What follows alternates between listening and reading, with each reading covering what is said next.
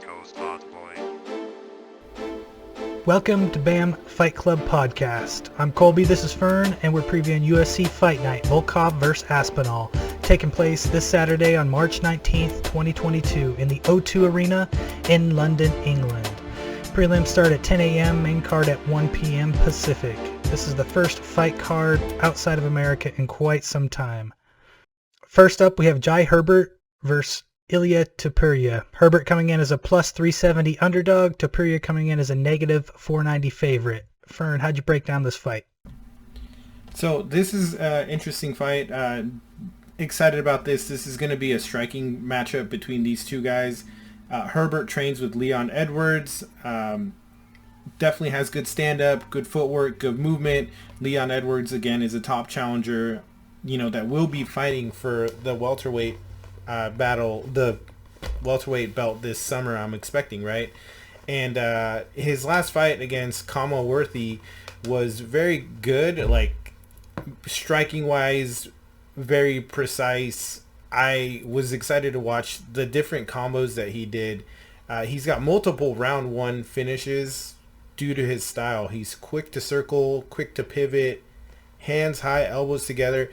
It's really cool. He's kind of got that boxing peekaboo style where he's got his hands up, kind of palms together, elbows together, and he keeps them in front of him. And with that being said, in this fight, it was out of nowhere. He just lands an overhand right against Kama Worthy, and then he lands a 6-punch combo, backs up, and lands like a 10 to 12 punch combo. I wasn't able to count how many strikes he was landing because he was just so quick and thorough. And just put, once he got him hurt, he just kept going after him nonstop. Ilia Topurya is a black belt in grappling jiu-jitsu. Has KO finish against Ryan Hall, his last fight, who Ryan Hall was highly touted, highly regarded. The whole fight is kind of sickening to watch because no matter what Ilia Tupurya was doing, they were just like, Ryan Hall he's playing Ryan Hall's game. Ryan Hall really has him cornered. And Ilia Tupurya is just tagging him in the face repeatedly, and you're like, what is going on? Like, I'm seeing this guy hit him, drop him, do all these things, and that the commentators were all like, that's just part of Ryan Hall's game. And you're like, no, it's not.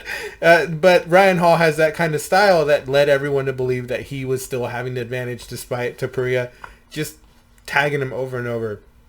Tupurya had to be very patient in this fight because Ryan Hall will just essentially lure you in and like lead people to believe like, oh, he's hurt, he's struggling, he's whatever, and then he's able to strike. Well, against Tupurya, he was able to just keep that range. When he was trying to take him down, he was just able to keep his distance, keep swinging his arms, his legs. Very interesting style to just always be kind of like high stepping, like football style, to just stay out of trouble. And then ultimately was able to catch Hall when Hall was trying to do one of his turns or one of his possum moves and just tag him and just not let up. Very great takedown avoidance. During one takedown, Hall shoots in, and typically you have the sprawl, and Tupurya kind of steps to the side and like pushes Hall through and kind of like takes his back and rolls him forward. Very interesting. Kind of like, I'd call it like a matador style, like waits for him to come through, steps to the side and just gets on his back and rolls forward. And again, in this fight, he was able to punch from so many different positions. He just realizes Hall will grab your arm, will grab your leg. You just keep swinging, keep kicking, keep moving your arms, keep moving your legs. Very quick hands and legs. With that being said, this is going to be a striker fight. I feel like all these fights on this card are very, very going to be very interesting, very exciting, because you have these fighters who are just put tons of pressure going forward. What are your thoughts, Colby? Yeah, kind of as you mentioned, Tupurya broke an 8-fight win streak for Ryan Hall, and I remember that fight, and I was not expecting it and was very impressed by that win over Ryan Hall. Not to mention the other win he had before that, and it was a first-round KO, and he won his debut fight against Zalal. So I don't recall really any of the fights with Herbert, even though I'm sure I saw it because it was just in October of last year against Kama Worthy, where Herbert ended up with a first round KO win against Conor Worthy, but maybe because it was so fast, I don't remember it. But I agree. I think this is going to be a striking battle. Even though Tupurya is listed on ESPN as a BJJ guy, I think we've seen in his fights, he's definitely seems to prefer the striking, the stand-up. So looking forward to this fight. I don't understand, I guess, why the odds are so much in favor of Tupurya. Are you thinking that Tupurya is definitely going to win this? Like it's not going to be a very competitive fight? Or what are your thoughts on the odds? I think with Tupurya, you said he's the favorite going into this? Yeah, negative 490 He was the favorite going against Ryan Hall, even though you, like, in listening to the commentators and everyone, they were thinking he was going to get demolished. So I hope that it's just based off of his performance against Hall, you know, who was supposed to do all these things. He definitely showed his stand-up and his grappling in that. Herbert is just, I mean, right, that's his name, right? Herbert is just, I think, yes, you know, a little unproven. I think with essentially Tupurya did what Shang Tsung does. He just took his power and just taken off from there. That's what that's the only reasoning I see is just like he beat Ryan Hall, so he took Ryan Hall's resume, and everyone's like, this guy's going to be unstoppable now. Yeah, that's how it works, right? Yeah, you beat the guy, you get his shine and all the hype that went along with it. So, and Herbert does have 2 losses already in the UFC. He's won only 1 out of his last 3 fights, so maybe that's it. Tupurya is undefeated. Looking forward to seeing how this one plays out. I'm guessing Tupurya is going to come out on top on this one and that it's not going to be that competitive based on the odds and also the fact that I don't recall seeing any of Herbert's fights. So we'll see how this one plays out. Next up, we have Molly Mccann versus Luanna, Carolina. Mccann coming in as a negative 135 favorite. Carolina coming in as a plus 115 underdog. So very close on the stats in this one. And this is going to be a fun fight, I think. Mccann, we saw her in her last fight against Kim. She had a decision win in September last year. She came in with a lot of forward pressure in the striking. She was just completely let loose when she was on the feet. She looked like she was very hungry for the win. Very exciting fight. It was a very competitive fight the whole way through. She does have had a very loose striking technique. It seemed like she was very overly eager in that last fight where she was just throwing overhands and winging hooks from, out of nowhere. It was crazy. She did end up getting dropped in the first round, but it was from a head clash, and it didn't slow her down at all, though. She's very tough. She got right back up and just kept the pressure on the entire time. It seemed like it didn't even phase her. She was able to throw a lot of nice elbows from the open. She should, I think, in this coming up fight, keep that same intensity, but just with a little bit more composure. Tighten up the strikes a little bit, and I think she can go far in the division because she's super tough and she has pretty powerful striking. With Carolina, she had a decision win over Godinez in October of last year, and she's more of a Muay Thai fighter. I believe she's a Muay Thai champion. She is a bit taller, does have a bit of a reach advantage, and in her last fight, she had some really nice knees to the body and head from the clinch like you'd expect. She's pretty good from the clinch with her Muay Thai background. But she did get controlled quite a bit in the clinch, meaning her back was up against the cage quite a lot in that fight. She did get taken down and was controlled, so it seems like her wrestling, her escapes, maybe not up to par. If McCann's going to be able to take her down, I'm not sure that she's going to be able to get back up very easily. She was close to being finished in that first round in her last fight by armbar. So she may, wrestling and grappling may be her weakness, and that may be what McCann tries to exploit in this coming up bout. After her first round, though, it was kind of weird. She did end up having good takedown defense, so I don't know after the first round. In the first round, she did get taken down. She was controlled a lot. But after the first round, her coaches must have said something to her. I don't know, or her opponent just got tired. But she had great takedown defense after that and was able to tire out Godinez, I think, from just all the takedown attempts that Godinez was not able to get. And she does have pretty good leg kicks. So my thoughts are that McCann is going to try to clinch up and throw strikes from the inside and take away that reach advantage, 69 inches to 62-inch reach advantage in favor of Carolina. And I think Mccann is going to win. I'm going to call this one actually in the second round because I think Mccann's going to come out with so much pressure in that first round. It's going to soften her up. And come the second round, I'm not sure based on that last fight that even though Carolina won, she did not seem nearly as hungry and eager and desperate for the win as Mccann. So I'm calling it for Mccann in the second round by TKO. You got any thoughts, Vern? Yeah, this was a fight that I looked at as well. I just try to watch as many fights as I could on the undercard, or I guess on the card.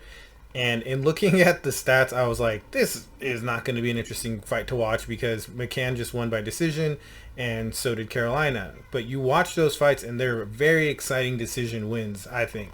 Mccann against Kim, I thought she lost. This is a fight I mentioned in the past when I believe in talking about Kim's up-and-coming fight. I thought she lost, but I thought Mccann definitely had the crowd on her side cheering for her. Mccann had a great spurt the last 20 seconds of the fight that I think clearly won the fight for her because she just was able to keep swinging. I agree with the lack of cleanliness in her striking. Definitely has pressure. She can take a punch. She was fighting another fighter with a reach advantage that was just, beyond ridiculous. With kickboxing experience, she was able to move and keep that pressure up, and that definitely won her the fight.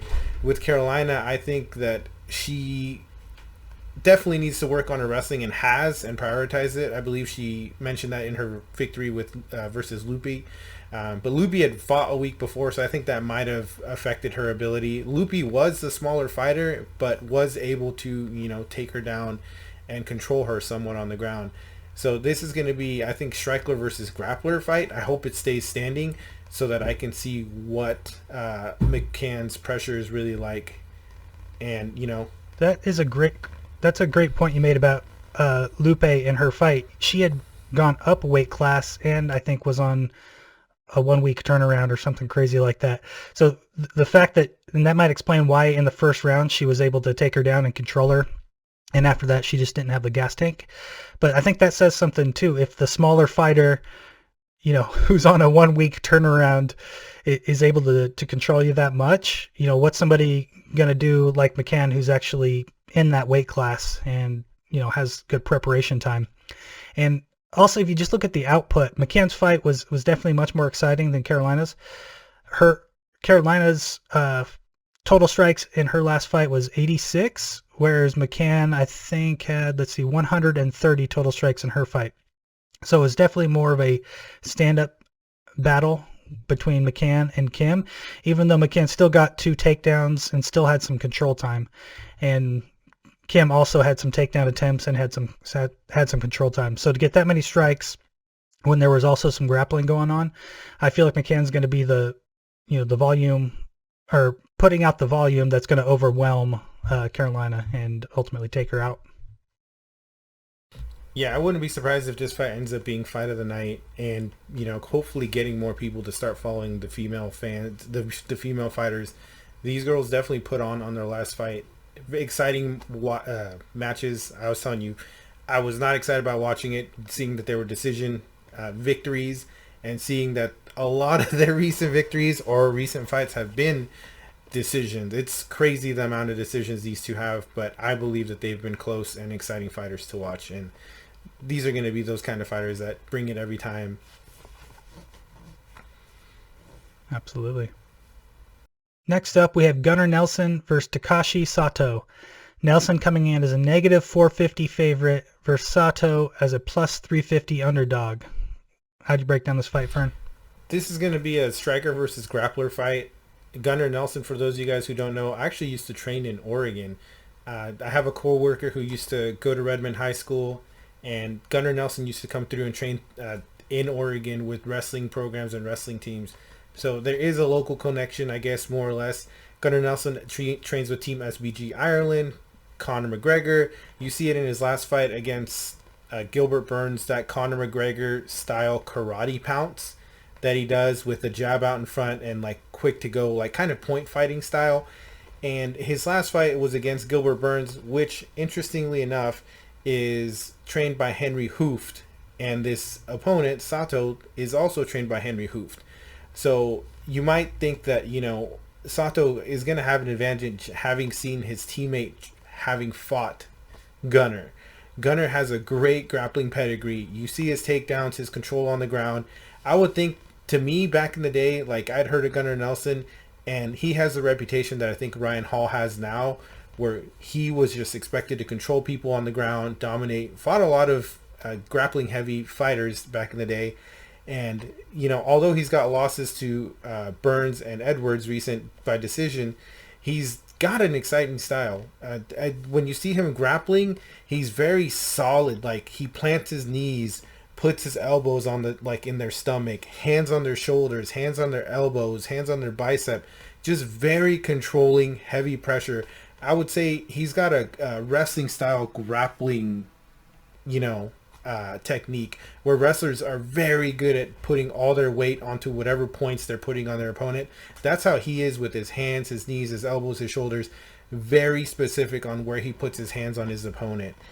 Quick scrambles in his fights against Gilbert Burns.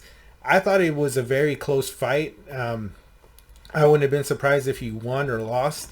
Of course, he ended up losing to Gilbert Burns, but definitely that showed the kind of level of technique and even striking that he has when most people see him as a grappler. Sato is Henry Hoof trained. If you see his any of his fights, they focus heavily on his power, on, you know, and that just is natural given that he's trained by a kickboxing coach. His losses have been via submission, so this is where you're gonna see, like, okay, I think Gunnar's game plan is going to be to come at him, take him down, you know, and work on it that way. Because Sato is a very strong puncher. He's got a crazy quick KO in one of his last fights. Quick steps, karate style. So it'll be interesting if they both come at each other karate style, just like hopping towards the middle of the ring, like a bunch of toddlers learning karate. Because that's like kind of how it looks. It's just funny how they bounce. Heavy hands, he's efficient. He doesn't swing those extra punches. He doesn't need to. He just waits for that one punch, uncorks it, and usually lands it. One of the things that I saw him do as well is whenever he gets kicked, he steps in with a right jab. He's a southpaw fighter, and with that right jab, he's able to catch people off guard, off balance, and then follow up and swarm them. Very exciting grappler versus striker fight. I would pick Gunnar Nelson to take this because I want to see Gunnar kind of ascend again. He's fought some top competition and just hasn't been able to, like, kind of go over that hump. He's definitely not a gateway fighter or a gatekeeper, but this is definitely, you know, young versus old guard coming of age fight, I think. What are your thoughts? Yeah, and Gunnar Nelson coming off of 2 losses, which, you know, looks pretty bad, but they're decision losses against Gilbert Burns and Leon Edwards. So, you know, if you're going to lose to anyone, losing to the top guys in the division, like Leon Edwards and Gilbert Burns, you know, you don't look too bad, especially when you have a competitive fight with them that goes the distance. So, that being said, I'm looking at Sato's record, and kind of as you mentioned, his last 3 losses are through submission losses. Gunnar Nelson, if you look at his record, the number of wins by submission that he has is crazy. So I think this matchup is definitely favoring Gunnar Nelson, which is why the odds are skewed the way they are. We've seen that Sato is definitely susceptible to being submitted, and that seems to be Gunnar Nelson's specialty. So I expect Gunnar Nelson to take this one for sure. Okay, next up we have Paddy Pimlet versus Kazula Vargas. Pimlet coming in as a negative 470 favorite versus Vargas plus 360 underdog. And it's kind of crazy. This is the 3rd fight on this main card where the odds, we've got 3 fights that are negative 400 in favor of one fighter. I'm curious if all these fights are going to be that lopsided or if they're actually going to be competitive. This is one where I feel like the odds aren't justified at negative 470 to plus 360. I do think it favors Pimlet, but not as much as the odds give it. So if you're going to be making a bet for value, you might want to put a value bet on Vargas. Now, that being said, there's a lot of hype around Paddy Pimlet, and he's coming off of a first round KO win over Vendramini in his UFC debut in September of last year. And that is super impressive. But also, if you watch that fight, there were a lot of holes in Paddy Pimlet's game for sure. Pimlet's got some nice kicks. He's a very fast striker. He's got some very snappy lead head kick, switch kick. He's got some fancy striking for sure. But the announcers talked about it in the match that he points his chin directly up in the air, and he got rocked hard in the first round. He was very, could easily gone out in that first round on his UFC debut. He got knocked right on the chin. His hands are low. His chin is up. His striking defense seems to be absolutely terrible. It didn't seem like he really blocked anything or slipped any punches in that fight. I think that what saved him is that he had forward pressure and was initiating the offense. Sometimes they say the best defense is good offense. I feel like that's the case with Pimlet here. And another thing I saw in that last fight, so that there are these flashes of, something special with this guy. And one thing I loved that he did was he shot this high crotch on the guy, grabbed his leg, and while he had his leg, he kicked the back of the guy's calf while he was holding his leg. And this is something that I've wanted to see so often, is when you get onto a guy's back, why not just kick those calves, jab your heels on him, do some of those oblique kicks onto him or something. I feel like it's something we've not seen a lot, and if you go back and watch that fight, you'll see what I'm talking about. It was very obvious. I'd love to see more guys do that when the wrestling doesn't work, to strike on those legs to try to take the guy down. Now, he did take him down. He wasn't able to hold him down, and ultimately came up with a KO win in that match. And I guess it's also worth noting that Paddy Pimlet probably has the worst haircut in the UFC. He's a very brash guy. He's suspended from Twitter indefinitely for targeted abuse. I think he was suspended from Instagram as well. Lots of hype around this guy. He loves talking trash. He seems like a fun fighter to watch for sure, and he definitely, like I said, definitely has some flashes of something special with this guy, but I feel like it's too early to say until he goes up and starts fighting some tough guys in the UFC whether or not he's got what it takes to get into the top 5 of his division. With Vargas, he's coming off of a decision win over Rongzu, and I saw a lot that was kind of similar to Paddy Pimlet in terms of hands being too low, not necessarily the best striking defense, but he actually was able to slip some punches. He did have some striking defense. So I'd say as far as striking defense goes, Vargas definitely has the advantage over Pimlet, but Vargas doesn't seem like he's nearly as fast as Pimlet with the offense when it comes to striking. So I think that'll be what'll make the difference. If Vargas can initiate his offense against Paddy Pimlet, I think he stands a chance. That's why I think the odds don't make sense to be negative 470 in favor of Pimlet, because we saw in his last fight he got dropped. He can easily get dropped, especially if a guy comes out and starts initiating offense immediately. Another thing about Vargas is he had in his last fight some really bad guillotine techniques. He had this guy in a guillotine for over a minute, and his opponent was just giving the thumbs up the entire time. It seemed like there was just no threat at all, even though he couldn't get out of the guillotine. It seemed like there was no pressure on his neck at all, and he was doing it incorrectly. He was trying to arch his back instead of lean into it and apply a squeeze, and he ended up tiring himself out quite a bit. And Pimlet is known for having good wrestling and good grappling. So I feel like Pimlet will have the advantage on the ground. Pimlet will have the advantage when it comes to striking offense, and Vargas is going to have the advantage with striking defense. So he might be able to initiate some counters if he is, keeping tight on his striking. So Pimlet's open when strikes are initiated against him. He's open to counters. His fighting confidence seems way higher than Vargas, though, for sure.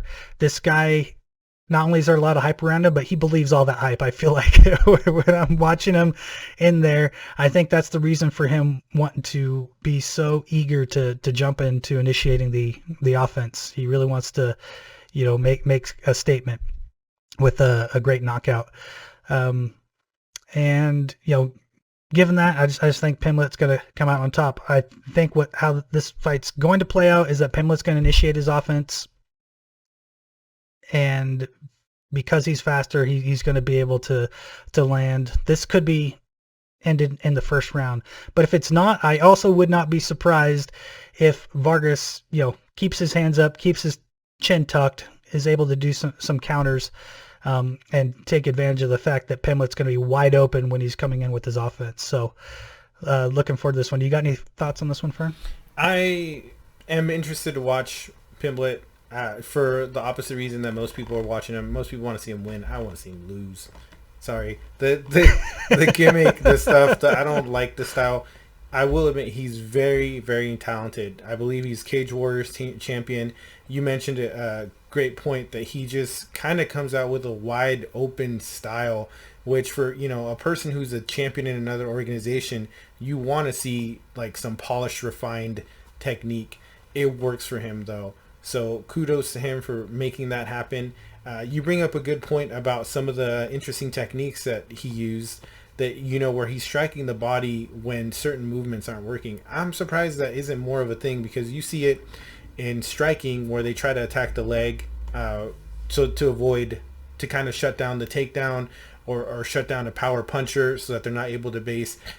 I don't know why that's not done more often, especially like with the upper body. Even like if I like, you see people like going in the clinch against the cage, punching the leg, punching the thigh. Sometimes I'd be trying to punch somebody if they're a strong puncher, giving them a dead arm. I'd be like, like, like, because they definitely attack people's legs. I want to see people attack their arm, just like totally beat somebody's body up. So Pimlet, very eclectic style. I agree. Worst haircut in the UFC. by far, not even close. But I am definitely watching him to see him lose, because I want to see those kind of fighters get humbled and bounce back, and then I can root for them. He's gonna run into somebody that is gonna check him, and I want to see it sooner than later so that he doesn't get his ego too crazy. I think of like a Conor McGregor, where just the ego took them so far, and then they kind of turned him into a worse person. Pimlet definitely very skilled. Excited to watch him lose, hopefully. If not, I'd be like, well, that he is good, so I'll give him his kudos on that. Next up, we have Arnold Allen versus Dan Hooker. Allen coming in as a -120 favorite, Hooker plus 100 underdog. Very surprising to me. The odds are very close on this, so it's basically a 50-50 from the odds makers. What are your thoughts on this fight, Fern? With Allen, it's definitely interesting that he is, the favorite. I just look at his record and some of the wins. He's got a notable win over Gilbert Melendez, who, if any of you guys followed any of the previous, WEC, he's a Nick Diaz training partner with Jake Shields. Used to be called the Scrap Pack back in the day. I loved watching them fight because they would just demolish people. And, the Diaz brothers have definitely continued that reputation that they built. Gilbert Melendez, was definitely at the end of his career in this fight. Allen was very impressive in that, though. Even though they're decision victories, he is Firas Zahabi trained. For any of you guys who remember, he's GSP's trainer. So I wouldn't be surprised if you see GSP make an appearance. It seems like GSP's been making an appearance with Firas Zahabi for the last couple fights as well. Interesting fight that he had the last fight. He just was able to jab the guy nonstop, and the most damage I've seen by a jab in a long time. Just bloodied him up. Just has a great strong jab, and I think that's going to be a key to victory, because when somebody has that, they're able to keep the distance, keep the pace, set up their strong counter, their strong hooks. Strongest jab I've seen in a really long time. With Hooker, I'm surprised he's not the favorite. He definitely had his last loss to Makhachev, but his other victories have been, he's trains with Israel Adesanya, those great fighters coming out of New Zealand, Australia. His fight against Haqparast was a very exciting back and forth fight where there was tons of grappling, tons of striking. I, had fun rewatching that. I watched that not too long ago when Haqparast fought a couple weeks ago. So Hooker definitely has the kickboxing style, great knees, leads with the jab to kind of keep the distance. He was able to kind of steer Haqparast with his jab, just keep his arm straight out there and just like turn him right, turn him left. and kicked then when he started getting them to go to right or left, was able to kick to stop the circling. Great knees from clinch, taller fighter. I think if there's a modern day kind of kickbox style fighter, it's Hooker. He's got great everything, I think, and decent takedowns. He ended up taking down Hawkpross a couple times. We saw that definitely against Makhachev. Makhachev had the better grappling by far. I'm interested why this is a co-main event, because Allen really isn't well known, and Hooker is, and I think the UFC kind of blew it by not having Paddy Pimlet be the co-main event. Just give him the chance. You're pushing him anyways into to open up that European UK market, like I feel they did with Bisping and Conor McGregor. Like, you're in London, you have your guy who everyone is excited to be the co-main event. And I guarantee, they're going to regret doing so, because I'm definitely more interested in the Paddy Pimlet fight, because win or lose, I want to see him, I want to see him fight, versus Hooker and Allen. I'm not as excited about this one as I am the Pimlet fight, but that's just me. Yeah, I love watching Arnold Allen. When we talk about the difference between Allen and Pimlet, Allen, very well-polished striker. I feel like when I'm watching his fights, this is an instructional video on how to do striking correctly. Just very tight defense. Seemed very composed. Doesn't seem to get emotional. He's just very, to the point. Very business first kind of fighter. And Allen is on a 10-fight win streak. I think that might be the reason why the odds makers are favoring Allen, whereas Hooker's coming off of a loss, and Hooker's he's lost 3 of his last 4 fights. Mm-hmm. But again, it's against the top guys. His losses are to Poirier, Chandler, and Makhachev. So, I feel like that doesn't take too much away. You can still be a top guy, and you're losing to other top guys. It's not like he's terrible. Hooker obviously is a great fighter. He's got wins over Alaquinta, over Paul Felder, James Vick, Gilbert Burns, Jim Miller. I mean, this guy is definitely a top fighter in the UFC. But yeah, I'm curious how this is going to play out, because Arnold Allen has not faced quite the competition that Hooker has. So Allen on the 10-fight win streak, he's racked up those wins against not necessarily the top guys in the UFC. Although he has fought some tough guys, not nearly the resume that Dan Hooker is bringing to the table. And as far as him being the co-main, I think the UFC is seeing, Allen is undefeated in the UFC, and he's had a lot of fights already. So, there could be a title shot for this guy not too far down the line. Maybe 2 more wins, he could be looking at a title fight. So as far as putting him on the co-main, I think that makes sense. Pimlet, it's only his 2nd fight in the UFC.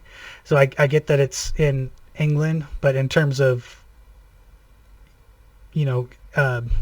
top guys, Allen's been with the organization for a long time, as has Hooker. Hooker is already a main card fighter. He's had, he had 2 or 3 main card, or he's been the main fight in at least 3 times, I think. So I feel like any fight that Dan Hooker is going to be in, he's going to be near the top of the card, and he's bringing Allen with him. You're right, Allen's not as well known, but I feel like this is going to be his opportunity to, really make a statement. If he gets a win over Dan Hooker, that'll be a really big deal, and that could set him up for, he could be one win away, beat another guy in the top 5 in his division. He could be looking at a title shot for sure. No, for sure. Allen definitely, you mentioned the crispiness of his technique. Definitely can tell he's TriStar trained. When GSP fought, he had the crispest left jab I ever saw, and I feel like Allen is well on his way to showing that in this fight. Definitely, this is the UFC's chance to launch a couple of fighters to some hopefully title shots. You look at Molly McCann, Gunnar Nelson, Paddy Pimlet, Arnold Allen. This place is going to be freaking loud. I guarantee it. They have a lot of great fighters to root for, to cheer for. And, I hope that, if they all win, that's going to set up a great, hopefully another card in the UK or somewhere in Europe. I love watching those cards, and I think it's been just too long since we've seen them. Very excited about this. Very excited about, all these fights happening.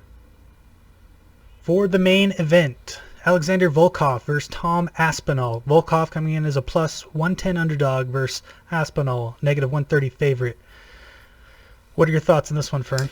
Volkov, definitely, I like his style, his technique. He's, kind of has that kickboxer style. Great KO, TKO win ratio. So I know he's going to stand in front of him and go after him, on the feet. And with Aspinall, same thing. You kind of see him. He's definitely like a stronger striker. He's got power. He's got lots of KOs, TKOs. I feel like this is going to be kind of a brawler style fighter who puts pressure versus a polished kickboxer striker. Volkov, to me, has a better resume. Aspinall has wins over Andrei Arlovsky, and who else? Sergey Spivak, Alan Badeau. Volkov, to me, his win over Alistair Overeem, I still cry over because I thought Overeem was coming back. And so with that, Walt Harris, Curtis Blades, Greg Hardy, Derek has fought Derek Lewis. He lost, but he's beat Fabricio Verdum, Stefan Struve, Roy Nelson, lost to Czech Congo. Like he's put in his time and effort. And this might be the one fight that I think, if Volkov loses and Aspinall wins, I think it's going to be by finish TKO. This one will make me go crazy because these guys are definitely not going to take it to the ground. I don't expect it to. Or if it does, it's Aspinall going to ground and pound. But I want to see some new challengers for heavyweight. And so this might be the chance. And I'd love to see, another UK champion. And so I think that's kind of what this card is setting us up for, is seeing somebody fight for the title from the UK. I love the rowdiness. I'm not a fan of Conor McGregor, but the energy those European fans bring when they come watch somebody like Conor McGregor, that they're bringing when they watch Paddy Pimlet, Molly McCann, I want more of that. That soccer, ole ole, yelling in the face. Like, imagine if all their fighters do a great job this fight card. That place is going to be ridiculous. Yeah, absolutely. And yeah, I can't wait for this fight. Aspinall is fought only 4 times in the UFC, and he's already fighting the top guys in the heavyweight division. His last one being against Spivak, who was ranked. Arlovsky, who I think was maybe ranked 15th, I want to say, maybe. But his wins have been impressive. 3 of the 4 wins have been in the first round. His win over Arlovsky was by submission in the second round. So Volkov definitely bringing the experience to this fight, but if we put the experience aside and look at technique and style, Aspinall definitely has faster hands, I think, for sure. In terms of footwork and movement, I'm not sure that either of these guys have a big advantage. I think Aspinall maybe being a little bit smaller, maybe moves a little bit better, but Volkov having that weight to kind of offset what can be done with the footwork by Aspinall, I feel like it kind of cancels each other out. I think Aspinall's going to win this fight just because he's got the fast hands, he's got the confidence, the momentum. He's on not only has he won 4 in the UFC, but he was coming off 3 wins before that, all in the first round. So yeah, it's actually crazy. If you count this up, he's got 6 out of 7 of his last wins were in the first round. Arlovsky, seemed to have done the best against him by getting into the second round. But this guy's he's not just winning. He's knocking guys out. He's winning in a dominant fashion. He's finishing them. Whereas Volkov's fights are much more competitive. Yeah, you can almost see the difference in experience between the two. You mentioned Aspinall coming through, like finishing definitive, victories versus Volkov kind of like picking and choosing his shots. I think you've seen that just kinds of Volkov's, has beat some people up, but also has gotten beat up. So I think he's just a little more cautious.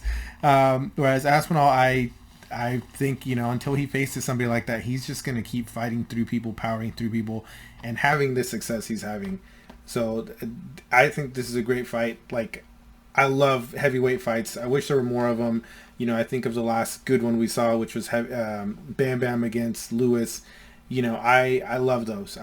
This is a great way to end the night, and I'm excited for this fight card in general. Like, I just can't imagine what's going to happen if these, British fighters or English fighters keep winning. Like, hopefully we get to go one day. That's the goal.